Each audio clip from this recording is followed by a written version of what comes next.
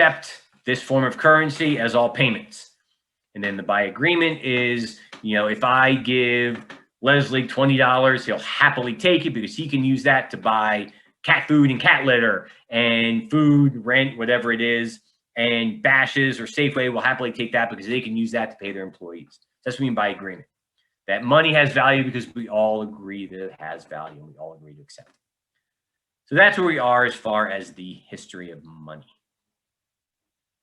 And obviously it's much, much more in depth than this, but this is again kind of a good overview of where we were from the beginning of time until this morning, where we are with currency.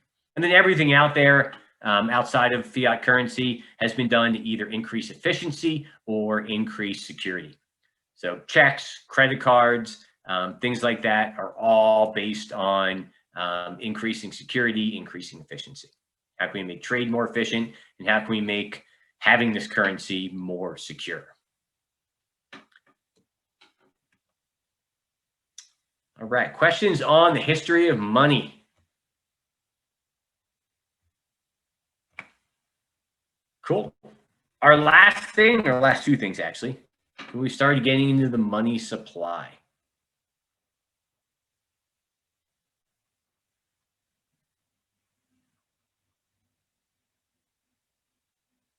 If you remember, we have 4 measurements of the money supply. So let me do this. I'm going to show you what the quiz questions are going to be like. Let me spell things correctly because I'm a professional. There we go.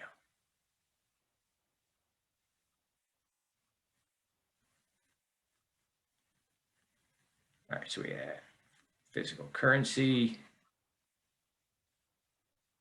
money in checking accounts, money in savings accounts.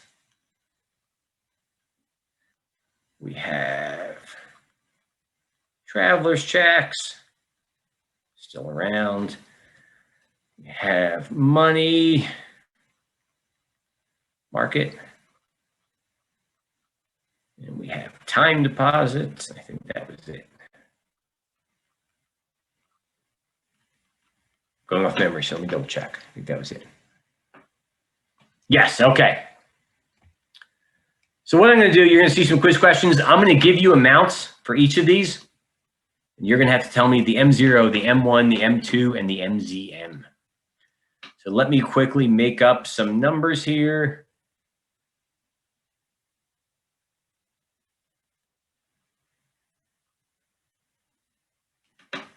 All right.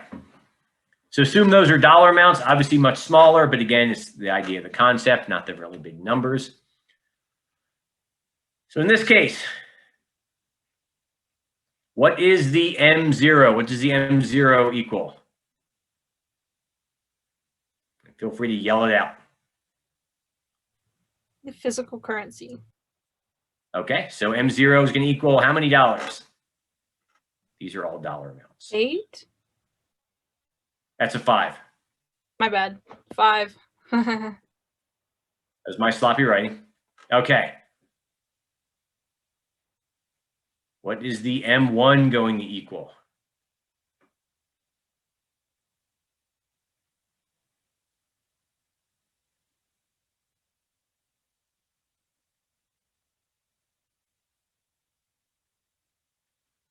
Go ahead and yell it out when you figure out what the M1 equals.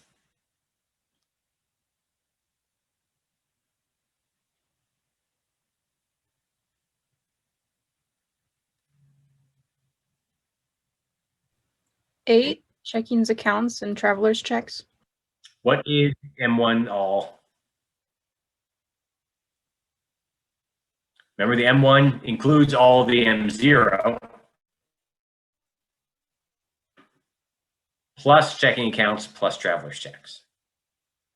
That's going to give you 13. So if we break this down, that's going to be physical currency plus checking accounts plus traveler's checks.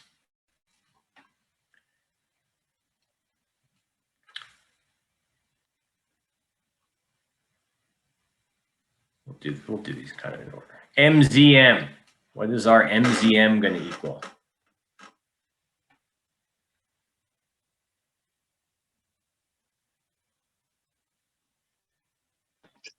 $25. Correct, 25. The way we get that is our MZM equals all of our M1. That's 13. Plus savings accounts. So our savings accounts are 2. Plus money market accounts, which are 10. MZM is going to equal 25. Finally, our M2.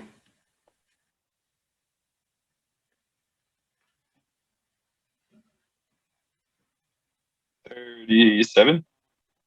37 is correct. I'm doing the math as I do this too, because I just made these numbers up.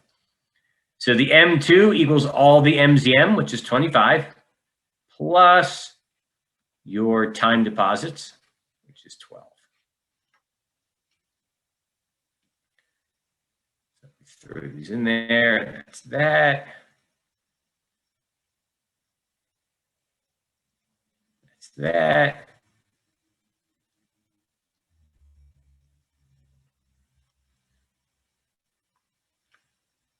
See, we got savings accounts. Let's use a different color here. Just trying to get all these in there. Savings accounts are there.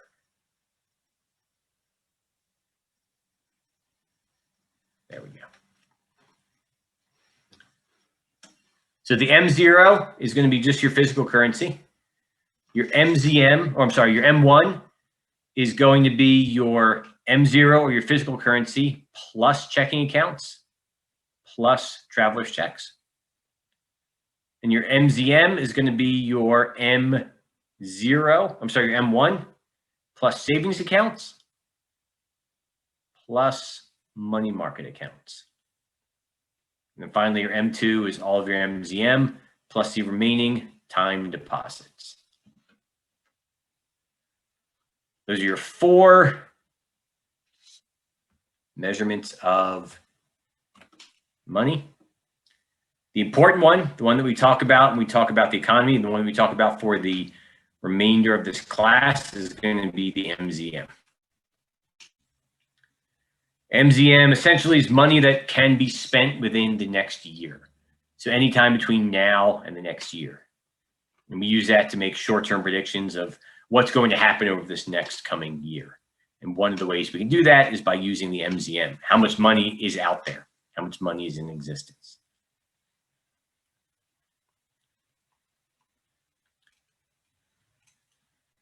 Questions on how we calculate those? All right, those are going to be your 4 questions. 4 of your questions you're going to see on the quiz. M0, M1, MZM, and M2. I'm going to give you all these numbers. Be careful. They may be in a different order. So just know what goes into everything.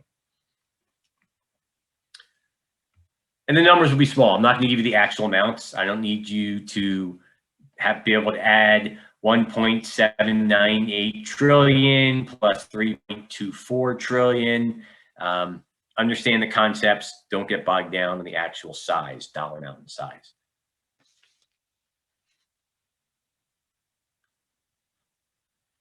All right, questions on the money supply.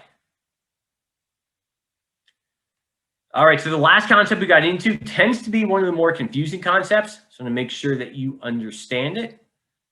And that's the concept of fractional reserve banking. Fractional reserve banking. And if you recall, we kind of broke down what each term means to give us a definition. And all this says is banks only have to keep part of your deposits on hand. The rest they can lend out to other people. So they only have to keep a small percentage. We're going to look at that percentage after the quiz, what it is and what it used to be and things like that. So they only have to keep a small percentage on hand. The rest they can take and lend it out to other people.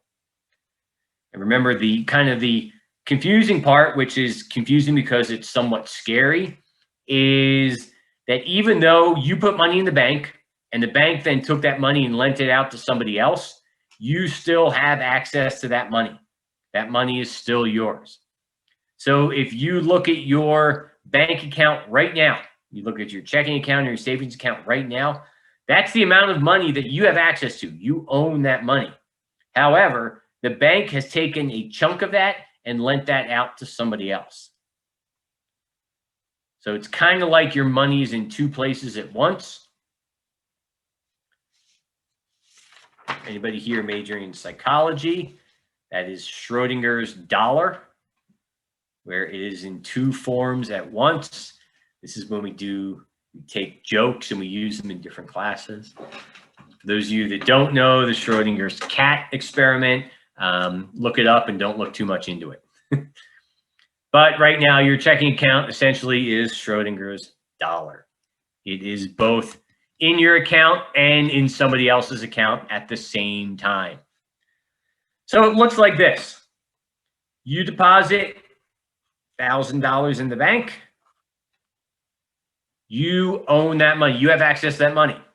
However, the bank is going to take part of that.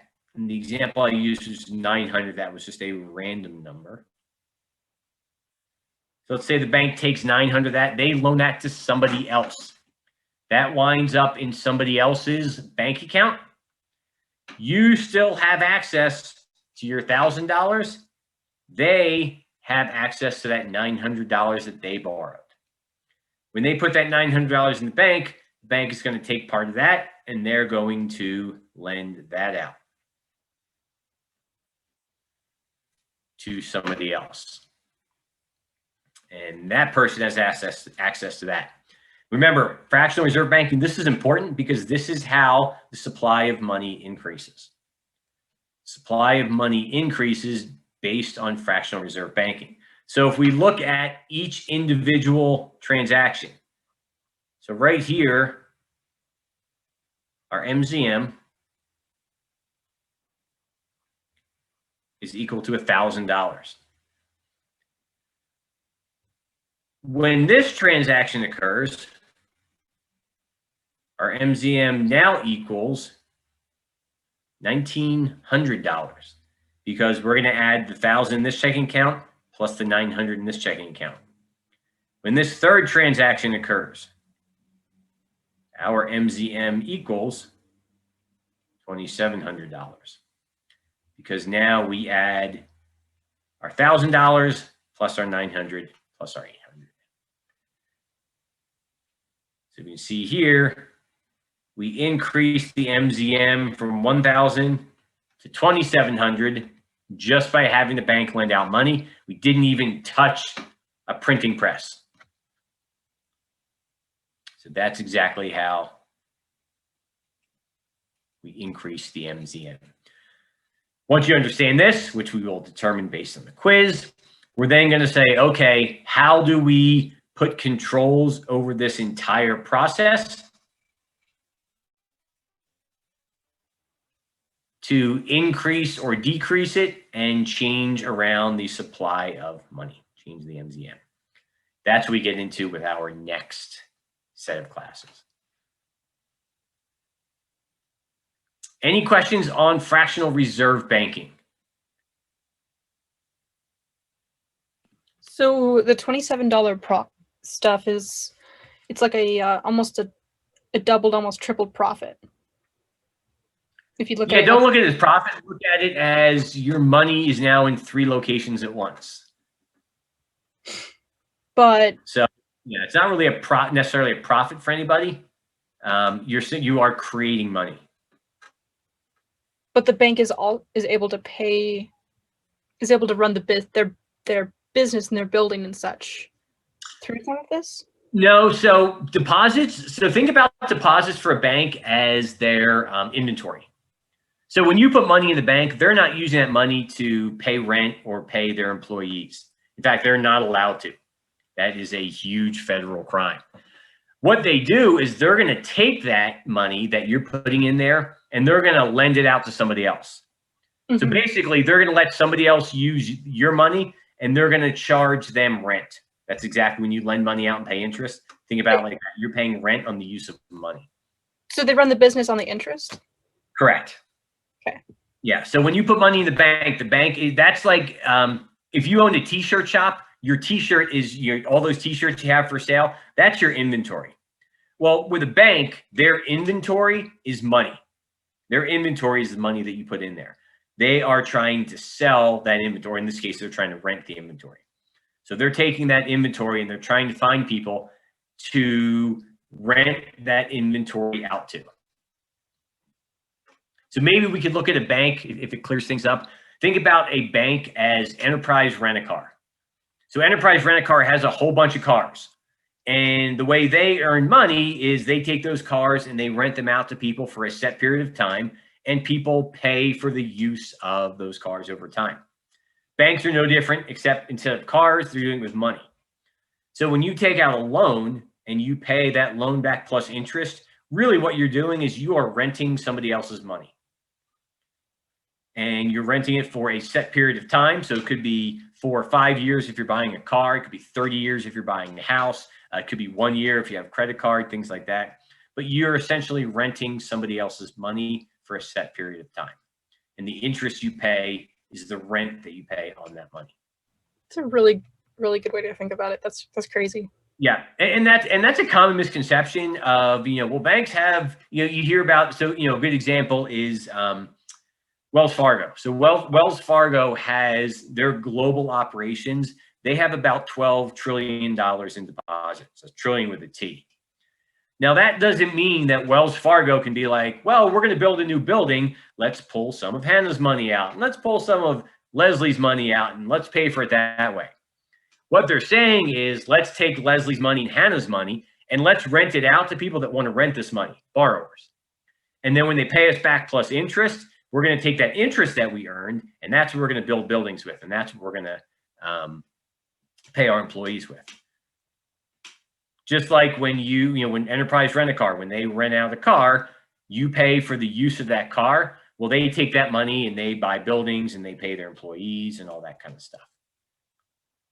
So is it a bit of a fallacy to when someone, say the first person has deposited a certain amount, and the second person comes along and wants to borrow a certain amount, they don't own that money, they're just renting it, they're just borrowing it for. Correct. Yeah, you are, anytime you borrow money, you're renting it for a certain period of time. And you're contractually obligated to give that money back plus the rent. Kind of like if you rent if you rent a car. Well, at the end of the time, you don't get to keep the car. You rent a car for a week when you're on vacation. You don't get to keep the car at the end. You have to give that car back and then give them money for the use of that car for that week. So that's exactly what a loan is. You borrow $1,000 for a year. You have to pay that full $1,000 back plus $10 in interest. That $10 in interest is the money that the bank has earned. That's the money they've charged for the use of that money. But then the scary thing is Enterprise Rent-A-Car, they have to buy cars. So they have to buy cars from Toyota and Ford and things like that to rent out. The bank isn't really buying money because they're not paying you when you put your money in the checking account. So they're essentially getting their inventory for free. No, they're actually charging you to keep your money safe. Well, and they're then charging use you it. if you get fees, and certain banks will charge you fees if you fall below a certain amount, or if there's all kinds of bank fees. Or just monthly charges just to have an account. Yeah. So that's the other way the bank makes money, is off of fees. Yeah. What would an institution be called if it was just a safe place to put your money? Like, this is like a loaning operation here. It would be called Nonprofit bankization. Wouldn't necessarily be nonprofit, because you could have credit unions are nonprofit, but they still will charge fees some will charge fees for certain different things. So if you just have a whole bunch of cash that you want to keep safe, that would be a safe. I mean, you can go to a bank, and banks are usually the ones that have this, of safe deposit boxes. if you wanted, if you're like, I don't want the bank to keep my money, give my money out for free, you can take all the cash you have and put it into a safe deposit box. And that's the cash that you own. Now you're going to pay rent for that safe deposit box. And in larger cities, you actually do have, and not every city, I know they have these in New York, you have businesses that only do safe deposit boxes, nothing else. So it's, basically it's a bank, but the only thing they offer are safe deposit boxes. And they are fireproof and weatherproof. And, so that's where you keep, I don't know, I guess at a certain point in life, you get important things that can't be destroyed. Mhm. Like my mom was always like, where do you keep your important papers? And I'm like, Mom, it's 2021. Nobody uses paper anymore. Everything I have is online. But where do you keep your car insurance? It's online. It's all online. She was giving me a hard time to have a safe deposit box. I'm like, I don't own anything of value. The most valuable thing I own is my mountain bike. That's not going to fit in a safe deposit box. And if somebody breaks in and steals that, I got insurance. No, so that's, yeah. There are some businesses that will only offer safe deposit boxes. They used to be a lot more prevalent in the 40s and 50s, but then banks kind of took over that whole thing. I don't know if you ever go walk into a bank, if you see the giant safe door, the big thick one is kind of opened a little bit, that's where all the safe deposit boxes are. Interesting. Yeah. And basically, the only thing that's in there is probably you got a whole bunch of old people that probably have a paper copy of their will in there. Guaranteed there's not, movies always want to make it look like you're going to bust into the safe deposit box at the Chase Bank on Milton Avenue, and you're going to find, jewels, and you're going to find gold bars, and like people don't have that stuff anymore. And if they do, they're probably not keeping it at Chase Bank on Milton Avenue. But yeah, that's kind of what safe deposit boxes are. And you'll pay $50 a month to have one of them. So it's really cheaper to put your money into the bank. Interesting. Yeah. And then you also see businesses popping up now because right now, recreational marijuana can only accept cash and they're not allowed to have bank accounts for those businesses. So there's ways around that, but very often those are cash heavy businesses. They will usually have a very expensive safe on location. It's just easier than bringing stuff to the bank. But you'll probably have and not like the, like the big $10,000 super heavy duty industrial size safes. They're going to keep that stuff, keep their cash secure. It's interesting because marijuana used to be like so illegal, and now people crooks are like, oh, I'm just gonna go turn over the dispensary. It's been very low crime in dispensaries. Interesting. For cash heavy businesses. That's that. Crime syndicates don't tend to target stuff that they also dabble in. Yeah, and crime syndicates aren't into the armed robbery. Armed robbery is it's not a profitable crime anymore. And you're probably not supposed to talk about crimes being profitable. It's like bank robbery. You hardly hear about bank robberies anymore because they're so unprofitable and they have such a huge arrest rate. So bank robberies are the second most solved crimes after murder. So 97% of all murders are solved. 96% of all bank robberies are solved. And the average haul in a bank robbery now is $11,000. Wow. Banks don't keep that much cash on hand. And, and again, this started in the 1930s when the FBI began investigating. They took over from the Secret Service investigating bank robberies. And the FBI is a very, very effective crime fighting organization. So the FBI does anything involving bank robberies.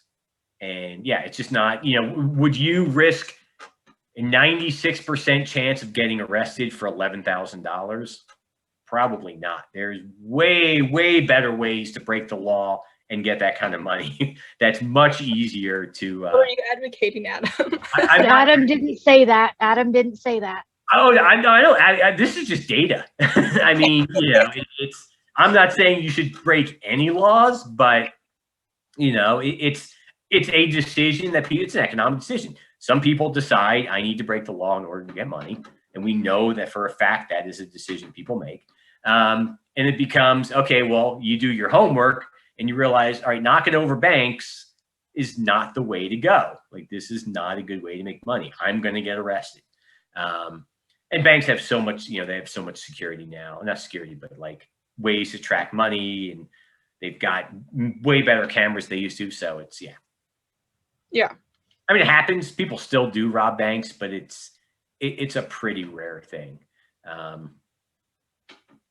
Whereas in the 30s and 40s, it was a pretty popular thing. Now it's just like, that seems like a lot of effort for not And much. like, back to I mean, it makes for great movies. Bank robberies make for great movies, but they just don't happen as much anymore. I don't know. Casino robberies are have a lot of pucker power, if you know what I mean. For movies, yeah. I mean, you look at any of the Ocean series, including the original Ocean's 11 from 1968.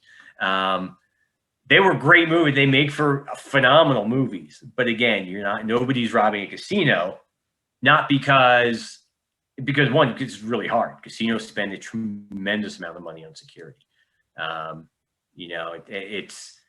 Everybody thinks they're going to be drilling underground into the room where they keep all the cash count.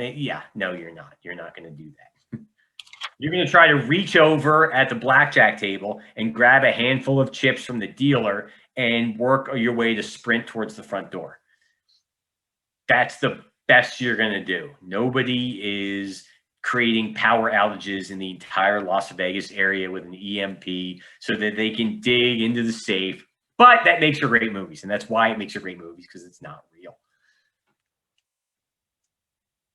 Although there are some really good real heists that occurred if you're into those kind of movies. All right, any other questions? Now that everybody knows how to break the law, what did you learn in class today? How to rob banks. How not to rob banks, too. I did my community service. I told you guys not to rob banks. There. Whew. Good deed done for the day. Don't rob banks. Not because it's bad, but because you'll probably get caught and you won't get that much money. All right, your quiz is open. Before you log off, please